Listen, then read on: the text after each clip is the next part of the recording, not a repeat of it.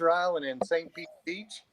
So that's why I've got a different background today. And it doesn't look like the Church of Talk logo's on there either, Jeff. So maybe from my phone, it's a little different. But anyway, folks, we're glad you're here. I'm here with my good friend Jeff Monin and also with Butch. And Jeff, I'm going to turn it over to you. Okay. Hey, everybody. This is our first simulcast. So hopefully everybody is tuned in and watching. And Phil, yes, our background is on the screen. Okay. It's not behind me or you or Butch. It's just on the screen. So everybody, we'd like you to give a big welcome to Butch Holcomb of American Digger Magazine. Now, everybody that's been digging for any time longer than a week knows of American Digger Magazine. So we've got Butch. He was nice enough to join us for tonight's show. And we're going to ask him all kind of questions, and you guys can ask some questions, and we'll do our best to field them and get it done. So, Butch, we'd like to welcome you tonight. And how's everything up there in Georgia? Oh, it's great. Thank you guys for having me on tonight. I'm already seeing some names pop up here, I know. So hello to everybody out there. Hey, Mark. It's just a pleasure to be on here. I really appreciate this. And thank you for what you guys have done. Well, we have a lot of fun with this. And we get to meet a lot of good people and some other things like that. So, Phil, you got some questions, I'm sure. Yeah, I got some questions already. Butch, why don't you go ahead and tell everybody how long you've been doing the American Digger Magazine? Tell us a little bit about this. Good. All right. American Digger is actually in its 16th year now. And it was founded by Anita and I. We started from scratch, and we are where we're at now. We're actually worldwide because of not only the print, which we offer, of course, print. That's why a lot of people love us. But we're worldwide on digital, too. So we have subscribers all across the world, especially if you go to digital. And we've been doing that 16 years. And also for 10 or 11 years, we've been doing American Diggers Relic Roundup podcast, which is actually right after this show, an hour break, and then it'll be at 9 p.m. Eastern Standard Time. And I assume somebody's probably eventually going to ask me how long I've been swinging a loop, or do you guys want to know that? Yeah, go ahead. Go ahead. We might not should. I remember when they invented batteries, how much that improved metal detecting. But no, actually, guys, I am in my 52nd year of metal detecting, and I love it, and we'll probably keep doing it until the day they have to come out there and take me away on a stretcher, because it's just something I love. That's why American Digger came about. That's why the books that we do came about. That's why all this. It's a love of metal detecting, and I'm just truly blessed to be able to do what I do, and people actually think I'm working a real job. So it's really nice. Well, awesome. Boy, all the people coming over here. I'm going to have to put on my reading glasses in a minute here and see them. By the way, I have a face for radio. There's a reason that American Diggers Relic Roundup following this broadcast is not visual. And you're looking at the reason right here. So, why do you think we have this background we have? Trying to draw attention away from me, anyway. I was going to say, can you put a logo over my face? So, you've been doing it a long time. What was the first detector you were swinging? Actually, a Heathkit metal detector. My dad and I put it together from a kit.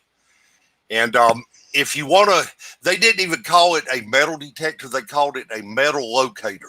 So if you want to see it, go on Google, type in Heathkit metal locator. You will see what I first started using.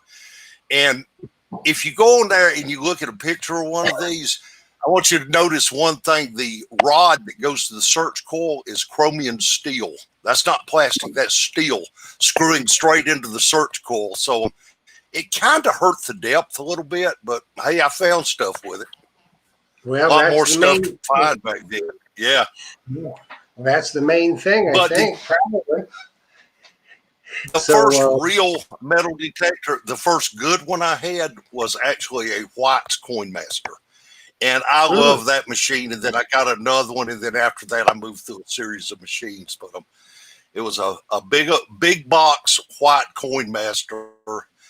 And I used to tell people what I really liked about it. The box was so big that I could actually pack my snacks inside the control box. It was just a big old thing, man. It looked like a lunchbox with a search coil to it. It well, was probably like that. What's that? what I was said that? it was probably a, wasn't it? Probably a It was what? a blue box. Yeah, one was of the blue? blue boxes. It was, yeah. And I think, well, I was going to say I bought it through Sears Roebuck. I didn't. I bought it through a friend that actually got me into metal detecting. But they used to actually sell that same metal detector in Sears Roebuck catalog.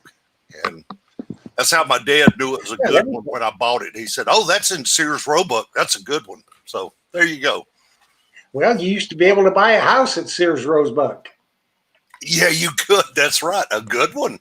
So, yeah, the detectors have definitely changed a little bit. It's really kind of unfortunate about Whites, isn't it? It came as such a shock to us. White's had actually been a long time advertiser with American Digger magazine, and when they said they were cutting their ads, we thought it was just because of a cutback, but it turned out they were cutting them because they were, going out of business. Which that just I don't know. That's like losing an icon. Yeah, Yes, it is losing an icon. Yeah, and Tesoro the same way. I mean that. They made some mighty fine machines, but I don't know. They didn't keep up with the technology, I suppose. Yes, absolutely. So, Butch, what are you swinging today? Well, I've actually got several detectors because I figure detectors are like golf. You can't win a game with just one club, so you got to have a closet full. That's And a good one. and use that as an excuse, guys. If you need another detector, tell your wife that. Tell her that these guys told you that, not Butch. But I'm actually right now, my favorite go-to machine is the XP Deus. I love the weight, I love the depth. Just a lot of things about it I like. The one thing I don't like is it's not waterproof. So if they will work on that problem, then I think they've got one of the top machines out there. Of course, there's other good ones too. Of course, there's MindLab. All of them. Even Notka is coming around now. So a lot of new detectors out there. And of course, Garrett, the old standby, Garrett's still there. Yeah, and they just come out with that new Apex. So yeah, they did. And Steve Moore will be on the show probably right after Thanksgiving. I think he's going to be on the show talking more about since they released their Apex. And so what's some of the kind of things that American Digger does, Butch? I mean, I know you got your magazine, and I know the people, love to read it. And they like to see the other people's finds, but how would they go about getting their finds in your magazine? Oh, it's easy as pie. What we ask that people do is actually email them. And if you get a pencil, write this down, or maybe somebody can put it on the live chat here. Publisher at AmericanDigger.com. That comes directly to me and my associates. And send a picture of your find in high resolution. In other words, don't send me a 30 kilobyte file because it's just too small to print. Send me a good sized photo of your find. We'd rather it be within the last 6 to 8 months because we like to put recent finds in there. Give us information, tell us where it was dug. Not exactly. Well, if you want to tell me exactly, that's fine, but I'm not going to publish exactly where it was found. And, what detector you use, that's pretty important too. And that is actually not only my personal favorite, but it's actually the most popular feature in American Digger is the section we call Just Dug. And that's where the people can send in their finds. And I want to clear up a misconception here. For a long time, people thought unless it was some earth-shattering find or Also, if it was Civil War, that's the only things we put in the magazine, and that is far from true. We have everything in there. And in fact, we've started putting nice modern jewelry that's found in there all the way back to stone artifacts, which is beyond metal detecting, but we try to cover it all, which is why we got so many readers. Yeah. Yeah. Yeah. And you guys do like for bottle diggers too, don't you? Oh yeah. Yeah, we do. The concept I had for American Digger is I've always liked anything old. And then I also enjoy, I enjoy going to the beach and digging a few things there and digging some jewelry and all, but mainly it was old things. I liked collecting arrowheads. I liked finding old bottles. I was mainly out metal detecting for Civil War artifacts because where I lived at. But if I found let's say I found a 1900 $50 or something, I was thrilled. Or if I found an old bottle that even early 1900s, I would stay in there all day getting those old medicine bottles. And Absolutely. same way with arrowheads. And I don't know a digger one here, anybody on the chat or anything, that's ever found an arrowhead or an old bottle and just thrown it back down. They're going to keep it. I don't care if you're a detecting enthusiast or not. And that's what American Digger is. It's all the stuff we enjoy. Absolutely. And I like looking at the just dug or just found. I think that you're right. Yes. That's the best part of the magazine. I also like the stumped it, or I guess more just people figure out what it is. I mean, that is a second best part. That's a lot of people's favorite part of the magazine. And when somebody sends us something to identify, we ask we've got a lot of consultants, people we've made friends with that actually know what they're doing in this hobby, and we'll send pictures to them. But once an item, everybody's looked at it and nobody knows what it is, then it's time to put it out there for our readers. And we have made a lot of identifications that none of the so-called experts could do because our readers actually knew what it was when we put it out there. And that's what Stumped is if you look at it and you say, I recognize that, then doggone it, get in touch with us. We will make you a star and we'll find out what the person found. That is the neatest part of the magazine, really. Oh, it's cool. Yeah. It is. Just seeing the things that nobody knows what it is and then figuring it out. You know what pure torture is? Everybody thinks I have the best job in the world, which I do. But the worst torture is having to sit inside on a nice, pleasant day when you could be out metal detecting and look at other people's finds and put them in the magazine and make the pretty pictures and words and think, boy, I'd like to be out there digging this stuff today. But that's okay. I dig when I can. I got the same thing, Butch. In my shop, people bring everything in they found. They tell me where they found it. They invite me to come hunt there with them. But I'm stuck in the shop selling detectors, which, I look at my job. I sell fun, and I get to see a lot of people have fun. So. Oh yeah. Well, that's the way it is with this too. And both of us, all of us, we're blessed because we're able to do something with metal detecting, and obviously, everybody listening to this and you guys too, we're all into metal detecting. We love it, and to be able to make something out of that, then so what if you got to give up a few digging days to do that? Absolutely. Yeah, you just make the ones count when you get them. Exactly. All righty. Well, I've had a couple people say, one, they can't hear me speaking. Can you guys hear me okay? Yeah. Yeah, I can. Okay.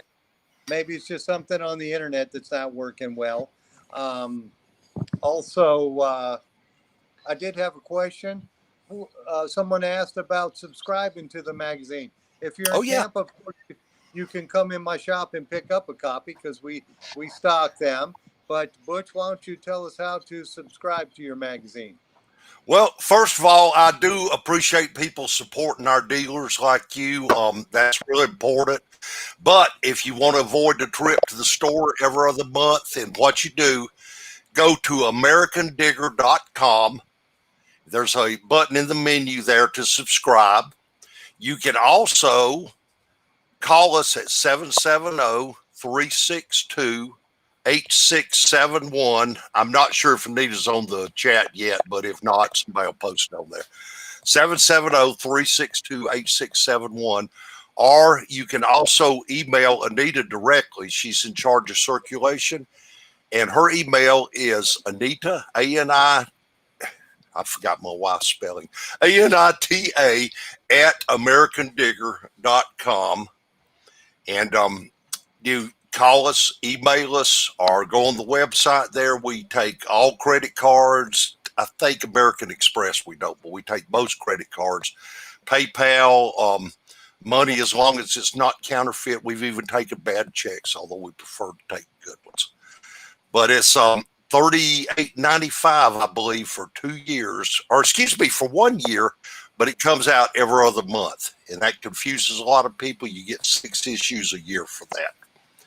And people ask why we don't come out every month, because I still want to have some of my metal detecting time left. I don't want to give up everything for the magazine. Plus, and you know, I don't want to hire a bunch of people to do the layout and all. I do all that myself because I've been metal detecting long enough that I know what I want to see, and I believe I know what other people want to see too. And I'd rather just have that hands-on to do it. And I think that shows in the magazine.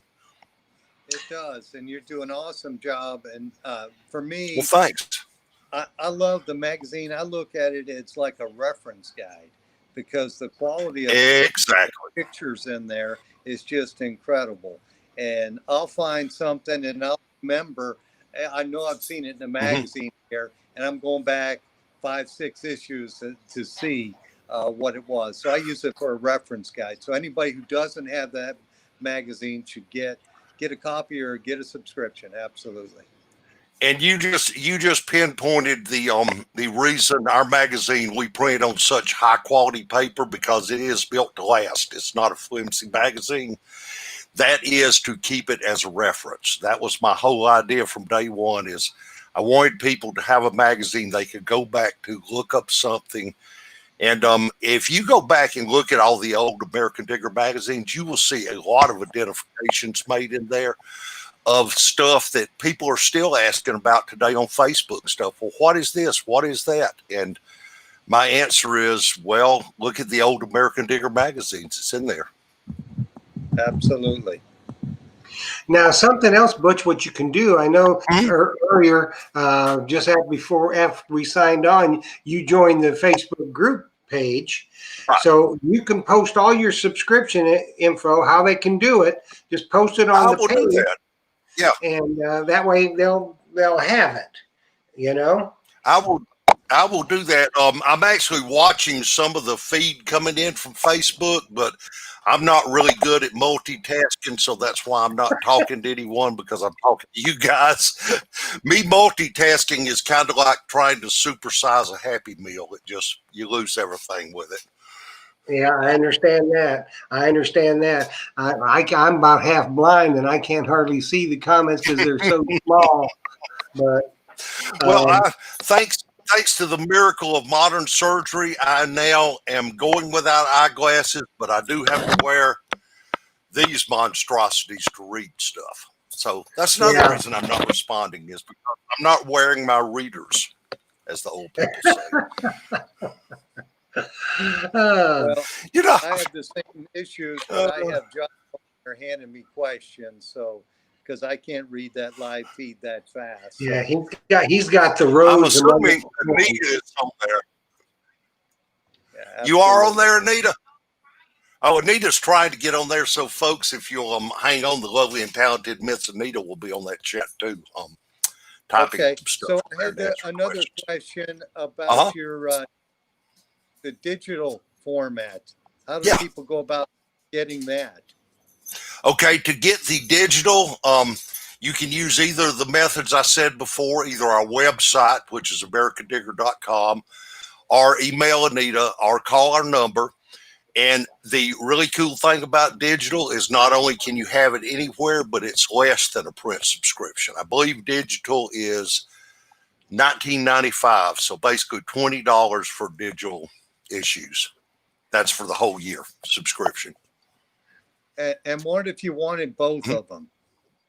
If you want both, I'm not sure if there's a discount type thing set up. That's something we would have to ask Anita. So when she gets on the chat, somebody can ask her. But she's actually, come say hi, Miss Anita. This is the lovely and talented Miss Anita. As we speak, she is co-founder of American Digger magazine.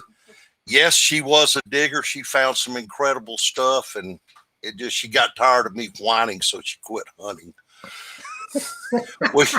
Here's the story. Here's a true story. We actually went out the first time either one of us had ever done any serious jewelry hunting. We went out, and I found a diamond ring, and I'm like, oh, this is great. I can take this diamond ring. I usually don't sell things, but I was already thinking I can sell this diamond ring and get me a Civil War belt buckle, which I was really into at the time. And Anita took the ring and she says, oh, it fits. And that's the last time I've seen the ring. Well, that's the way it goes. See, there's another excuse you can use, because a woman will say, oh, you can never have enough jewelry. Then you just turn and That's look right. at it, like you can never have enough detectors. It That's usually exactly goes right. over not real well, but so It's the Facebook site that you guys are on. What's the name of that for Anita so she can do it? It's Treasure Talk. Treasure And Talk. just Google Treasure Talk and Jeff Monin probably, or Phil. that's a Myers. YouTube channel. Yeah. And Treasure Talk on Facebook. You just have to look for our logo. There's a few others of them, but there are no other good ones other than us. This is the best one I found on there by a long shot. So she's going to try to get on there, folks, and she'll help us with some of these questions and all, because I'm not always good at questions, but I am good at swinging a loop and putting pretty pictures in a magazine. So, Well, that's good. That's good. So tell us some of the events you got coming up, Butch. okay. We're American Digger. We started talking about it earlier. We're into everything. We do the magazine, of course. We do the podcast, which is coming up an hour after this one tonight. We didn't even mention this. We also publish books, relic books, under Graybird Publishers, which I also founded. And so we've got several books out, but we've recently expanded into artifact shows and metal detecting shows. And in January in Mount Pleasant, South Carolina, which is right across the bridge from Charleston, January 2nd and 3rd, we're having the Low Country Civil War and Artifact Show, or actually we've changed the name of that. It is now the Antique Militaria and Artifact Show, but that will be in January 2nd and 3rd in Mount Pleasant, South Carolina. And then also in Chattanooga, July 25th and 26th. That was this past year, but next year, the last weekend in July, we have a show in Chattanooga as well. And have you guys ever been to an artifact show or seen one, like metal detecting? Oh my God. It's you got to go. It's kind of like, I compared it one time to one of the coolest museums and metal detecting events you can ever go to, and it's for sale. So, you can go in there, you can look at all the cool stuff. You can walk out of there with a cool artifact or a new metal detector or accessories. We try to combine it all. For years, a lot of the shows were just what I call non-dug artifacts, things that come out of closets and stuff. But I'm such an addict to metal detecting that when I got into this business, I had to involve metal detecting too. So our shows have a lot of metal detecting related stuff as well. Mm-hmm. But be sure and check out one of our Facebook groups, which we've got several with American Digger's name on them, and you'll find out more about those shows coming up. Okay, cool. Post on our Facebook page too. I will do that. Yes, I will post all this after this. That'll give me something to do till our show comes up at 9 o'clock. Yeah. And the people love that because our membership and viewers, they're all avid treasure hunters, whether it be beach, Oh, yeah. relic, coin, whatever. They're avid treasure hunters. So everything's treasure. An old bottle's treasure, and That's everything. it. So That's it. And speaking of a lot of treasure hunter stuff, I promised a shout out tonight to my old buddy Jerry Solomon, who used to live up here where I live, and he's down there in Florida now. And I think he knows, I guess you guys, but he knows a lot of the people on the Facebook chat. So, hello, Jerry. Send me my $10 now for mentioning you. No, he's actually a good friend. He's a great guy. well, if you can get $10 out of it, why not? Hey, that's what I'm trying. $10 is $10, friends or That's not. right. Even by if the it's way, a painful $10. I'll have to apologize for the barking in the background. We seem to have a Chihuahua infestation.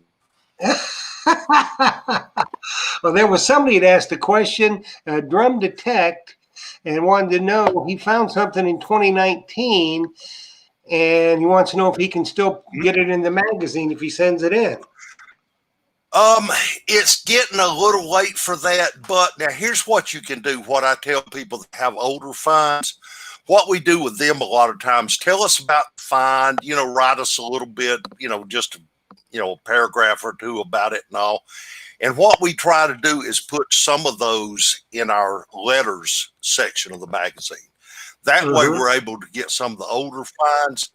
And there, on occasion, there are times when we actually have a page of old finds that people have found. So, yeah, go ahead and send it. Just be sure and tell us when it was found so we'll know what section to put it in. Okay. And now, I may be incorrect in this, but I thought I was correct. And you can have guest columnists. We don't really have guest. We don't have guest columnists, but we have an extensive mail section, which we call American D-Mail, and because digger mail. And in that, a lot of times people will write something that's almost a column length. But as far as columns, we actually have our regular columnist, and we have one, Pete Chattel, who does Indian artifacts.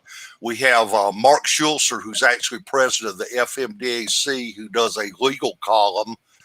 We have, of course, my nonsense at the end of the magazine, where I try to get a little bit of a laugh. And we've had other columnists over the years. We had Josh and Elizabeth for a while. We had Steve Zulik, who did a tremendous water column. If you ever think you have an idea for a column, though, send us a few of them, and if we like it, we may get back in touch with you. But generally, we don't have guest column. We do, however, depend on freelance writers to do our articles. We want the people that are actually out there finding this stuff to write about their own stuff. And we actually, if you want to give yourself a shot at being published in an international magazine, what we ask for is a minimum of 1,200 words and 10 to 12 good quality photos. And if we publish your article every year, we have a contest for the top 3 articles, and we give away cash prizes. I think the first prize, I believe, is $300. So it's pretty good stuff. So be sure and try to send us a article on what you're finding. Nobody can write it like you. I mean, we can write articles occasionally, but our time is limited, and we'd rather hear from our readers. Okay. Awesome. When you get Anita requested to join, can you approve her, please? Yeah, I just approved her. And Jeff, if you don't mind, why don't you tell the folks about the door prize for tonight, because I've had several people asking about that, and also tell them what they've got to do. Well, if you haven't already entered, it's a little late now, but what American Digger Magazine is giving away tonight, they're giving away a subscription, a year subscription. They're giving away an American Digger cooling cloth. And if I'm correct on this, it's a cloth that you soak and it gets cool and you drape it around your neck. Oh, yeah. I believe. And they're giving away American Digger hat. So a little later in the broadcast, we'll have that giveaway. And if you're new members, we do these things. And for everybody that's watching, okay, and the only way that we can do this with the giveaways is I post a sign-up sheet on the group Facebook page. You have to be a member of the group. You don't have to watch the show on Facebook. You can watch it on YouTube, but you have to enter the giveaways on Facebook. Using the code phrase.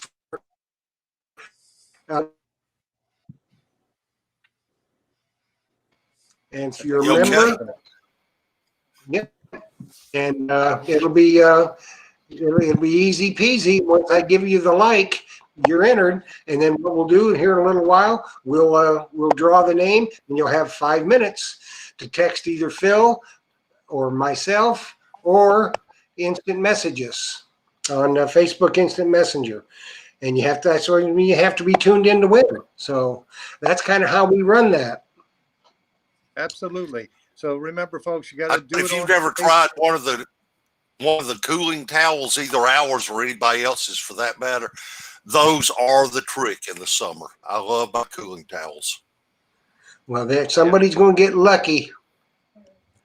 Mm-hmm. Somebody's going to get real lucky. All that on Facebook. And all you folks, if you're on Facebook, please subscribe to our YouTube channel also, because we need to have 1,000 subscribers so that we can have the closed captions for our hearing impaired friends.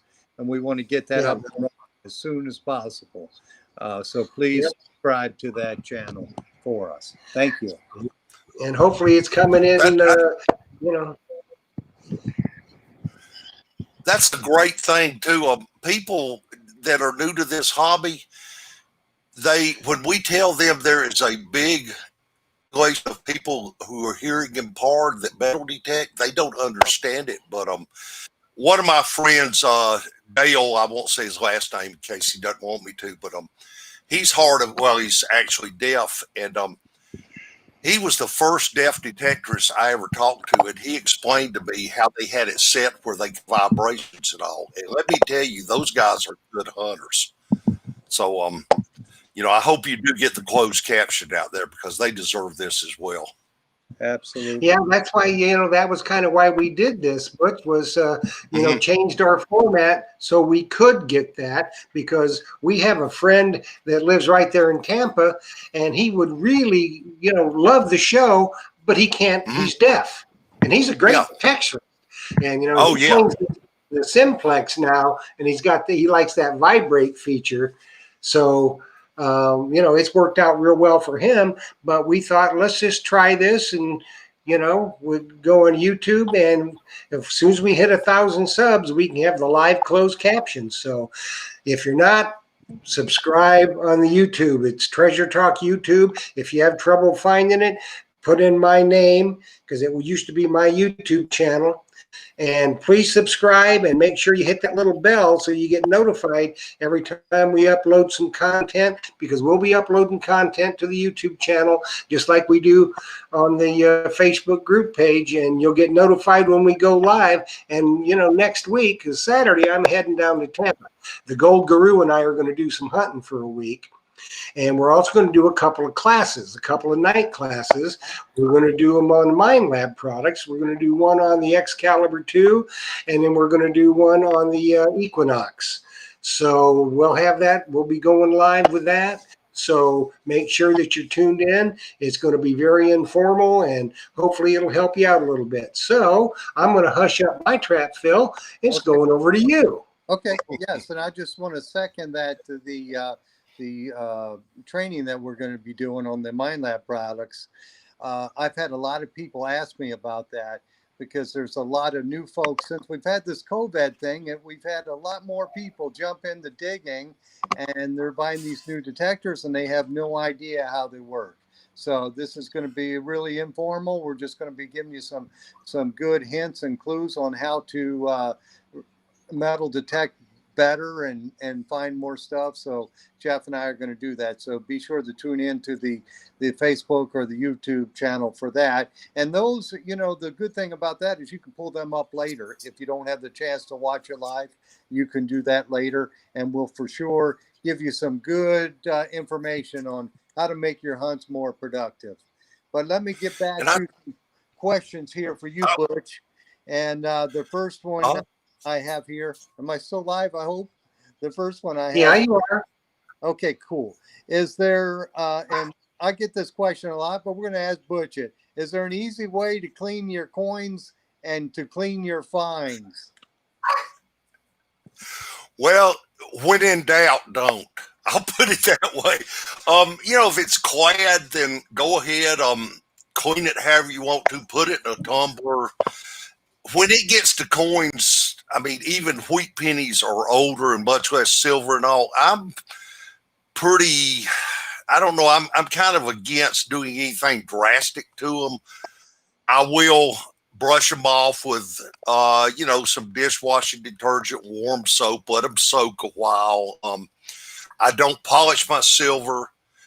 When it comes to relics, I do as little as possible on them. And when I say relics, I'm talking about, you know, 8 or 1900 on back, especially Civil War artifacts. I have seen things literally ruined, especially brass items or lead items, by people that, well, here's an example. I worked with a guy and he found a pretty nice Union belt buckle in his garden. And he was telling me about it and he said he'd bring it and show it to me. Well, he's brought it and showed it to me. He was actually wearing it on a belt and he had polished it with Brasso and I don't know what all, but it looked terrible. It was pitted. It looked fake. It just didn't look right. So, my way of cleaning anything is basically I bring it home. I let it soak overnight in, some soapy warm water. I take a toothbrush and lightly, you know, brush it off, scrub it as much as I can. If there's still stuff on it, I leave it in a little bit longer.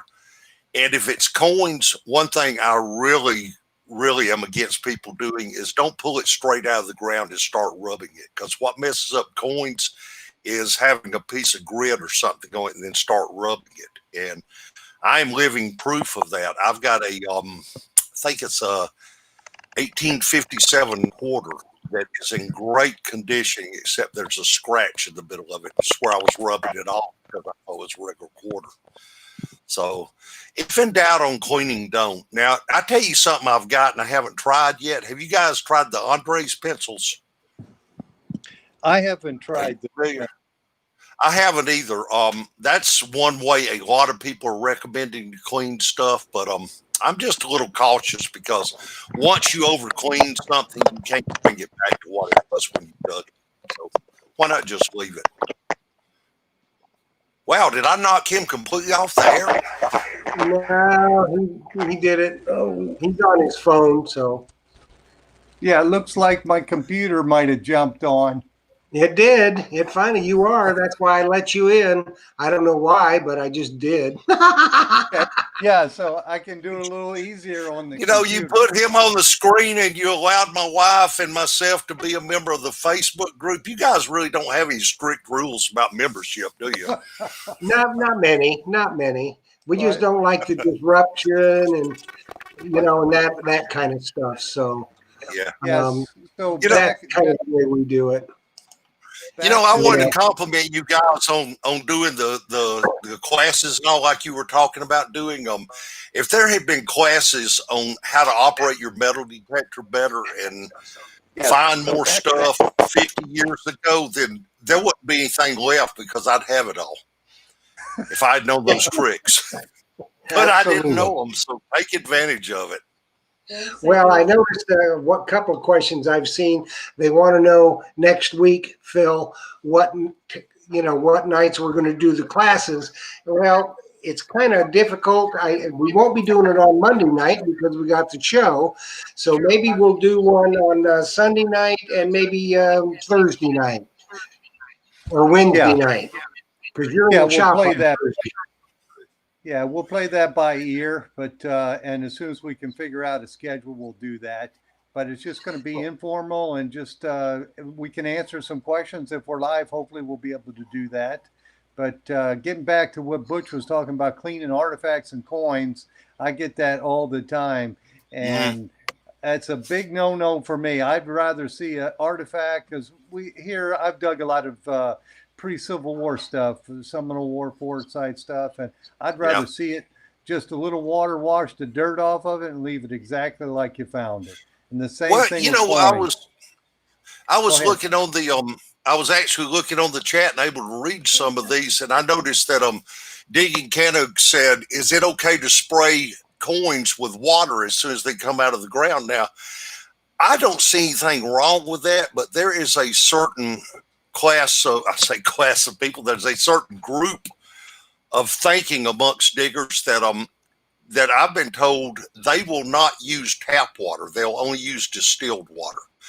My way of thinking is the stuff has been rained on out in the field for 100+ years. Regular water is probably not going to hurt it, but that's just my personal opinion. The main thing is, though, do not rub it with your fingers. Just maybe rinse it off and leave it. Yeah, I see those YouTube videos of people rubbing it with their finger, and I hope I'm not one of the guys doing that on Oh, YouTube. And I want to cry. I don't call anybody out over it, but I have to stop watching it when I see that. You know, now I will tell you a horror story about cleaning. The horror story about cleaning that happened to me 15, 20 years ago. I found a button. I believe it was probably a diplomatic button of some kind, but it was looked like a flat button. It was not a George Washington. I'm sure of that. I hope. But anyway, the detail was very, very faint on it. And I could see the detail fine as long as I left some of the dirt on it. Well, I took it home and I did it with a toothbrush and soaked it in water overnight. And I put it with some other flat buttons, and I cannot tell which button it is anymore. The design just disappeared off of it. So, you know, sometimes it's better to leave some of that dirt on there and get that contrast, because you might basically clean the detail off of it. Right. I didn't mean to interrupt. I just wanted to get that out there. Oh, absolutely. I have two rules. Don't clean it. And if you don't know what it is, don't throw it in the trash. Oh, amen. Been there, done that. Got the T-shirt. Yep, haven't we all? When I first started getting started in this, like almost 40 years ago, I had thrown out the I guess it was the flame, the bomb, and the on the plume, the hat plume. I threw the bomb out, and I didn't know what it was. But you do it one time, and you get your friend tells you, "Oh, I found the bomb and the flame," and I'm looking at the bomb, and I'm thinking, "Oh, geez, I threw that out." So I remembered that. So don't throw anything out. Oh yeah, I think everybody does it once. No. And that's a good reason also to get as many reference books as you can. I know you can find stuff on the internet. The problem is a lot of the answers you get on the internet are not right. I mean, a lot of them are, but you know, if somebody takes the time to actually publish a work on identifying relics, they're not going to be second guessing much stuff. They're going to actually research it. That's the difference in just finding a post on Facebook about what might be versus finding it in a book that was researched. I'm not dissing any Facebook type research. I'm just saying, you know, don't stop with that. Look a little further. And that's another thing Digger has, is we have a full selection of relic identification books and other books that people find of interest. That's also on our website. Cool. Hey, I tell you what, you guys are trying to get 1,000 subscriptions, you said?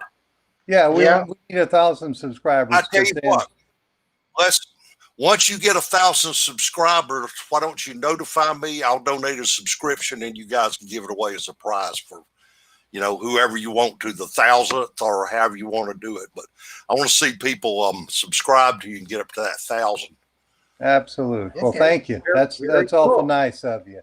And our goal, like I told people before, we don't want to monetize our channel, We just want to be able to Mm. have those free closed captions for our hearing impaired. Exactly. No, folks. that's well worth it. Yeah. Yeah. Yeah. That's And what then we I do. have a question here that I've seen several times, but Butch Mike Boyles is asking who your favorite little digger is. What was the question again? Who's your favorite little digger? Oh, I hope I'm not stepping in a trap here. Well, I little know what miss it is.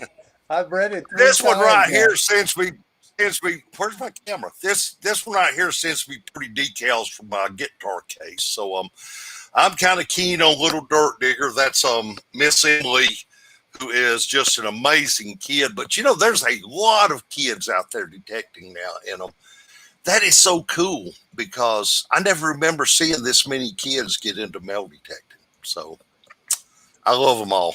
Yeah, there's That's a our lot of. future. Yep, Yeah, it that's for is. sure. It Mhm. really is. Because I'm the guy. And you know who's what's selling- Go ahead. go ahead. Well, I'm the guy who's selling detectors, and it's amazing the amount of people come in and they say, "Hey, I want to get a detector. I used to detect with my dad when I was a kid," and I hear Yeah. that. I hear that probably 3 times a week. So That's um, a nice feeling. it Well, is. that's So they have good the memories. Heath kit that I had. That was my dad and I put it together with a kit, and that was some of the coolest bonding. In fact, he didn't like to metal detect as much as I did. He was more into the electronic end of it. But the first, what we thought cool find we ever found was we found a big block of concrete with a good signal in the middle of it. So we kept it as a mystery item for almost 2 or 3 years. And I'd tell my friends, oh, it's got gold, it's got silver, it's got whatever in it. And finally, we busted it open with a sledgehammer. There was an old flashlight in the cement. But you know, that was one of the coolest things at the time we'd ever found. Oh, Yeah. amazing. Well, Yeah. it's about time, Phil, to do our drawing. Okay.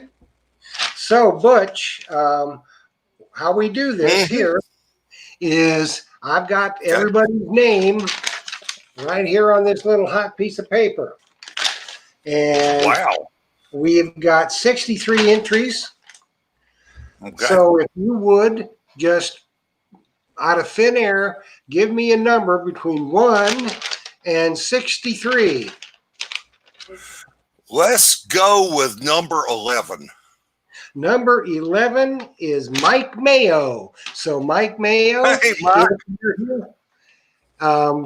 text us.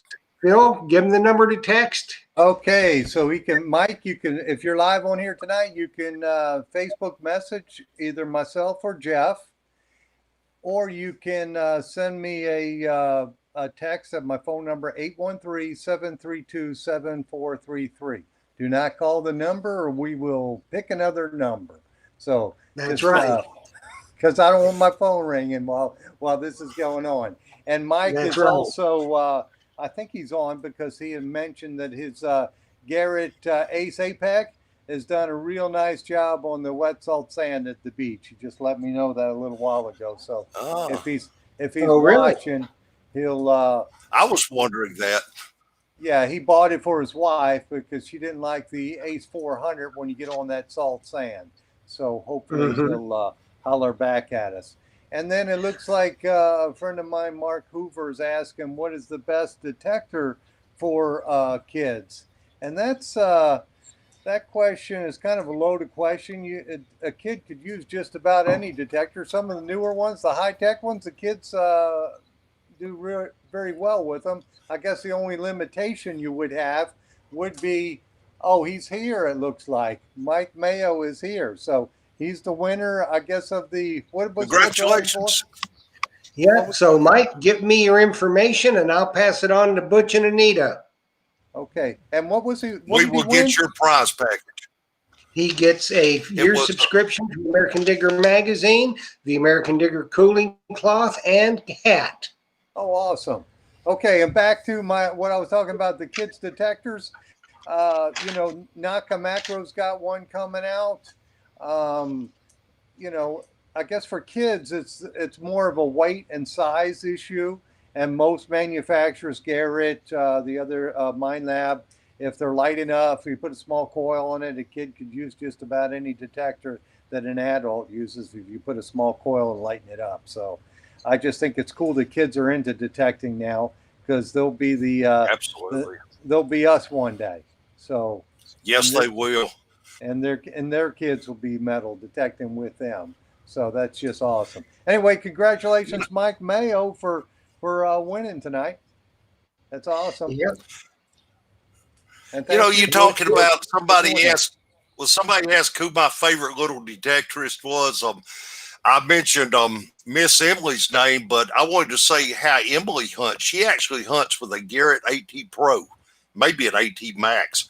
But when she was littler, I don't know about now, but when she was 5, 6 years old, maybe, which she's almost 10 now, he actually had cut the shaft down and modified that for her so that it was the perfect height. So I don't know what that did to the warranty, but I remember her with that little short detector. Yeah, that's awesome. Yeah, you can adapt any detector for a kid as long as it's light enough and they enjoy doing it. Which, Absolutely. if they find something, believe me, they're going to enjoy it. And we had another question about a carbon fiber shaft for a simplex. When's it coming out for the And Simplex Plus? yeah, somebody's asking me that, and I don't know, but send me a Facebook message or text me at my phone number, and I'll find that out for sure. All righty. So we have some more questions for Butch here. Let's hope Well, so. I got some questions for him. That Okay. your digital magazine, you can pull that Mhm. up anywhere. Is that in PDF format or how is that? Yeah, it's PDF format, and you can also, I mean, if you just want to check the magazine out, you can download a single copy. I think it's like $4, but yeah, it's in Awesome. PDF format, and I don't particularly do that personally. When I read something, I want something actually paper that I can hold in my hand. But the people that do subscribe to it digitally love it, so we must be doing Yes. something right on that platform. But Yes, I think it's there's all PDF. yeah, a lot of the younger folks, they're not used to a newspaper. I like to have a newspaper in my hand, No, and I like my magazine in my hand. Of course, my other life, I was a printer, so I'm used to paper, and I just like that. But I know all the younger folks are more into the PDF and a digital they copy, are. and they'll have it on their Well, we laptop or on their phone or on their iPad or whatever. So they kind of like that. So we that's neat. we try to give people what they want, and when we started getting requests for that, we decided we would add it.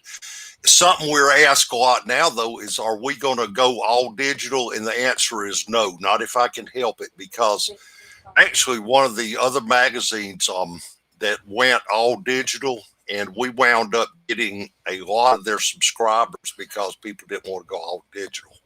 So we try to offer both. Yes, I think that's a smart business move on your part. Mhm. I've got this question for him. We usually ask every guest that we have on here, what has been your favorite find metal detecting? Oh, out of the top 5 or so, it's hard to pick. Okay, let me go through the top maybe 3 here. The first belt buckle I ever found, actually, it's a cartridge box plate, but people that don't know about it call it belt buckles. It's Civil War because that's what I used to do, was Civil War hunt when I was a kid. But it actually is one of the rarest buckles that I could have found. It's a Georgia State Seal Militia buckle. It's one of 1,000 that were made of that particular style. Now, think about one of 1,000 finding one. Think about a rare coin being a mintage of 500,000, or something like that. This was one out of Right. 1,000. So, the coolest personal type artifact I ever found was a Union soldier's identification disc. And it goes deeper than that because when I researched the guy, I found out he had been listed as a deserter, but his father was a political big shot, and his father interceded somehow, and the guy wound up getting an apology letter from his commander for charging him with desertion. So that's kind of a weird political thing. And then the coolest, I wish it could still tell a story relic I've ever found is I was hunting in the hometown of James Brown, Augusta, Georgia. And James Brown, the soul singer. And I was actually hunting around. Oh, I was, let me tell you.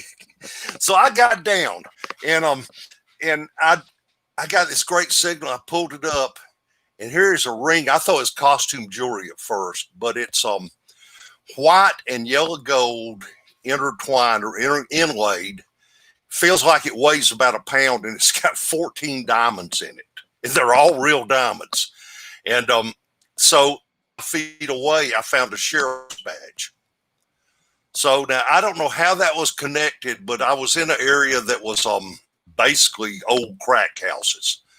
So something was going on there. I can envision a sheriff reaching out and grabbing the guy and losing his ring and the sheriff's badge. I don't know what happened exactly, but later on, one of my buddies went back and he found a 32 caliber revolver in the lot next door. So I'd say it was a rough neighborhood, but that's my top 3 finds.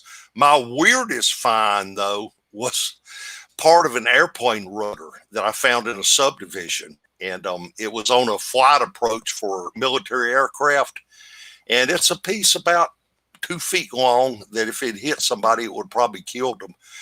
And I actually got brave and sent the identification number and all to the Air Force that was over there. And I never heard back from them. But after I did that, I started thinking, I wonder if little black vans are going to pull up to my door. But don't know how the piece of the airplane got there, but it did. I still got it, by the way. Okay. That's awesome. Butch, a couple of people wanted to know, how do they tune into your podcast tonight? Oh, it's easy, but I'm not really sure because I'm just on it. I don't tune into it. Let me see. Anita, do you have that information that you can post? Okay, Anita's obviously off the air. Can't hear me right now. Okay, if they will go on Facebook to American Diggers Relic Roundup, and there's information on how to get there. It's on Spreaker, and it's got the website that you click on. We go on the air live at 9 o'clock. We go from 9 to 10. And like I say, go to the Facebook page, Spreaker, or not Spreaker. Go to the Facebook page, American Diggers Relic Roundup, and it will have a link to our Spreaker channel, which I'm not mispronouncing as Spreaker. Okay. Have Anita post it on the Treasure Talk group page. So I will do that. Yeah. Awesome. And I see Anita's on there, so she'll take care of it. She's a pro. Okay. And Are you on it, Anita? She'll do it. all right. Somebody said I disappeared. Do they want me to disappear? No, you're here. You're here. We see you. So, Okay. Butch, how about gold coins? You found any gold coins? Kiss my grits, man. No, I have not found any gold coins. I always ask everybody that. Folks, that's the joke. I have had gold coins. Friends dig gold coins.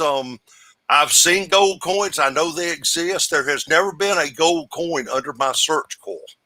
Mine either. I think I probably spook them. Maybe we should be quieter. Maybe we're scaring them off. You know, like fish, they go deeper. Yeah. But no, I have not dug a gold coin. However, I'm going to be up in New Hampshire in October at a hunt up there, a colonial hunt. That's the best of Northeast, the bone hunt. And who knows? Maybe I'll get a gold coin up there because I have seen them dug at some of those cellar holes. Oh, absolutely. Planning on it Yeah. next year. We're going to Scotland and looking for a gold stater. There you Oh, go. boy. Jeff's going to find it over there. Well, Okay, Well, Anita Butch- posted it on chat on the YouTube on how to get to our The speaker address. posted on their site too. I'm only on the. Okay, all right. Nita's got it covered somehow. okay, Okay, awesome. good. Well, we got about 1 minute left before we sign off. As Butch, I just can't say thank you enough for coming on. Guys, I'm And- honored. I love talking metal detecting. I mean, Me too. I love it. This is the best hobby in the world. And I just can't thank the powers that be enough for me being able to do what I do. I love every minute of my job and my hobby. Yeah. Me too. And, next week Phil and I will be live from the beach, and the guest will be Russ Barbarona from Fisher. And we're going to talk about the new Fisher Aqua Pulse and all the other Fisher goodies. And if you notice on the group page, I put up their sign-in sheet for their giveaway. They're giving away an F-Pulse pen pointer.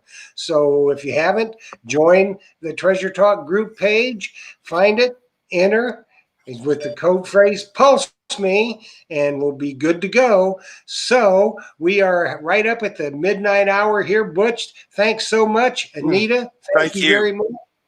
And I think that's it. Phil, what do you got? Say good night to us. Hey, just a reminder, I'm open to shop tomorrow, and I'm open on Saturday this week. The same for next week. So just Tuesday and Saturday. Real quick, thank you, Butch. Appreciate you coming on and thank you talking with us. And thank you, Jeff. And thank you, Jocelyn, for handing me the questions. And she's the rose. Yeah, she's the rose amongst the thorns. And That's let's get out there this week and do some digging, dig a little deeper. And of course, let's talk treasure whenever we can. So, Jeff, you can sign us off whenever you're ready. Thank you, guys. All right. Thanks, Thank guys. you. Good luck. Phil, I'll see you Saturday. All right. Sounds good. Later, guys. Bye now. Ah.